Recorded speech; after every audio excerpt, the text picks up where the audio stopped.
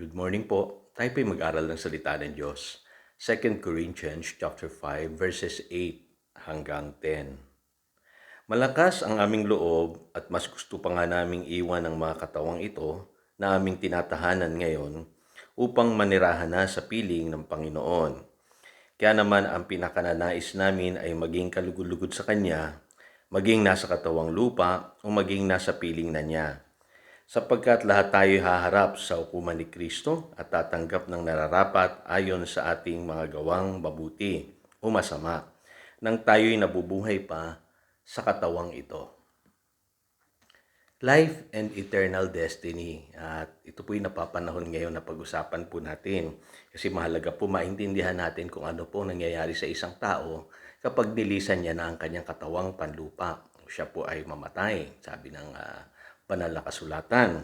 Ang sabi po ng Hebrews chapter 9 verse 27, just as man is destined to die once and after that to face judgment. Pagkatapos daw po ng kamatayan, pag-alis natin dito sa katawang panlupa, meron po tayong taglay-taglay na espiritu at ito po'y haharap sa Diyos. Kaya napakahalaga po ng binabanggit po dito sa 2 Corinthians chapter 5 verses 8 hanggang 10. Kasi dito po malinaw sinasabi po ni San Pablo na ang isang mananampalataya kapag nilisan niya pong katawang panlupa ay pupunta siya doon sa piling ng Panginoon. Malinaw po yan, sabi ng Biblia.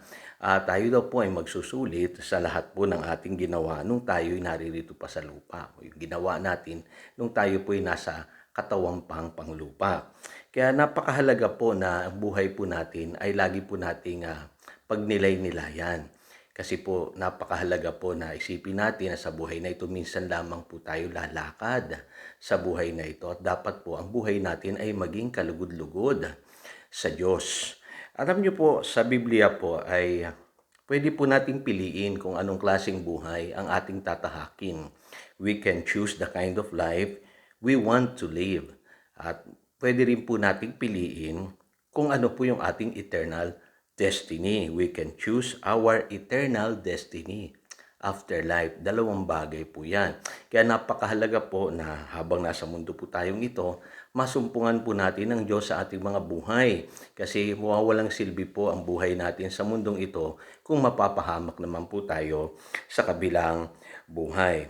At dito po sa Bible, may kwento po doon po sa Luke chapter 16, verses 19 hanggang 31. At diyan po tinalakay ng Panginoong Hesus yung lalaking mayaman at yung pulubing si Lazaro.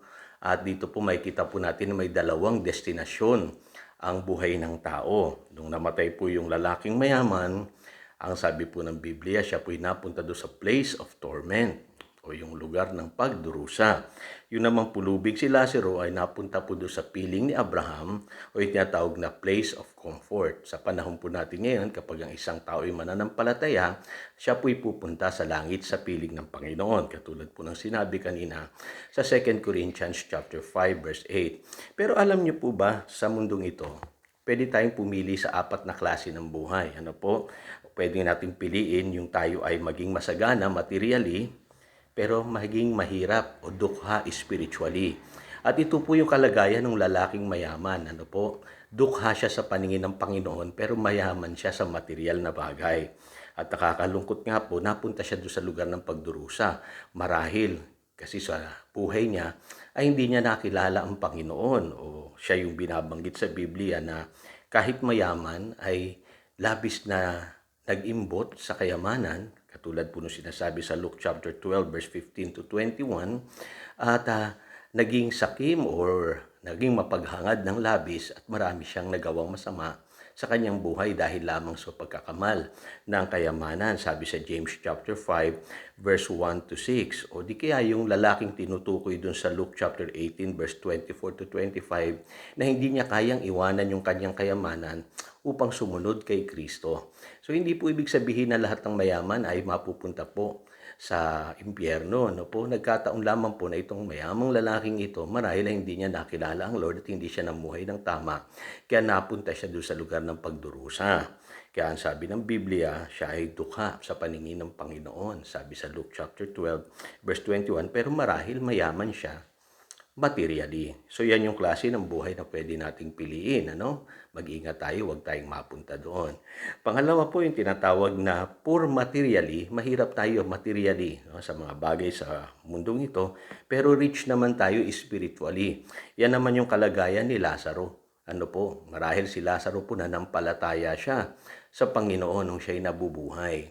Kaya nung siya'y namatay ay kalugod-lugod ang kanyang buhay sa paningin ng Panginoon. Kaya nandun siya sa lugar ng comfort, sa piling ni Abraham. As described yan po sa kwento ng Luke chapter 16 verses 19 to 31. At yun po ang maganda, ano po, kahit naghirap tayo sa buhay na ito, mahalaga po ay maligtas tayo kasi meron pa rin talagang tunay na kaligayahan na masusumpungan ng tao sa kabilang buhay. Pero ito po yung para sa akin po pinakamaganda, pinakamainam.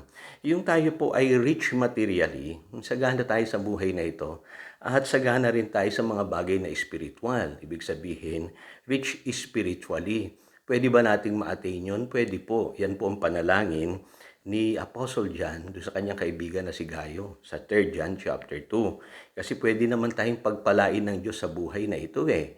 Yun minsan ang namimiss nating katotohanan. Akala natin ayaw ng Diyos na tayo'y sumagana o pagpalain sa buhay na ito. In fact, kung makikita lamang natin gusto ng Diyos na tayo'y umasenso at sumagana sa buhay na ito. At sabi nga sa Psalm 23 verse 6, gusto ng Panginoon, goodness and mercy shall follow us all the days of our life. At ang sabi ng Psalm chapter 1 verse 3, para tayong punong nakatanim sa tabing batisan at nai-enjoy natin yung mga pagpapala ng Diyos. Sa Psalm 91 verse 16, gusto ng Diyos na lumawig yung ating buhay. Humaba yung ating buhay. So napakaganda po nitong kalagayan na ito at ito po dapat ang ideal natin mga Christians. Yung rich materially and rich spiritually. Kaya pong gawin ng Diyos yan sa buhay ng mga nananampalataya sa Kanya.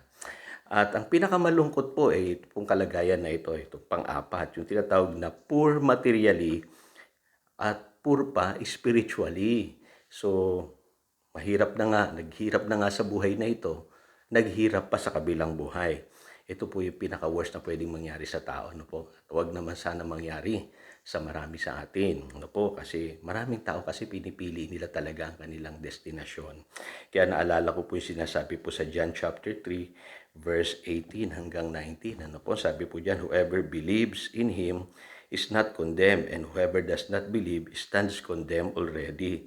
Sabi sa verse 19, light has come into the world, but men love darkness. Mas inibig ng tao ang kasamaan. Hindi sila nanalig kay Kristo na makapagliligtas sa kanilang buhay.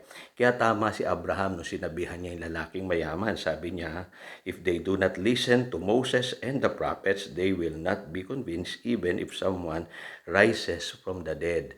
Sabi ni Abraham doon po sa lalaking mayaman, kung hindi nila pinakinggan ang salita ng Diyos, hindi rin sila makukumbinsi kahit may mabuhay pa mula sa mga patay.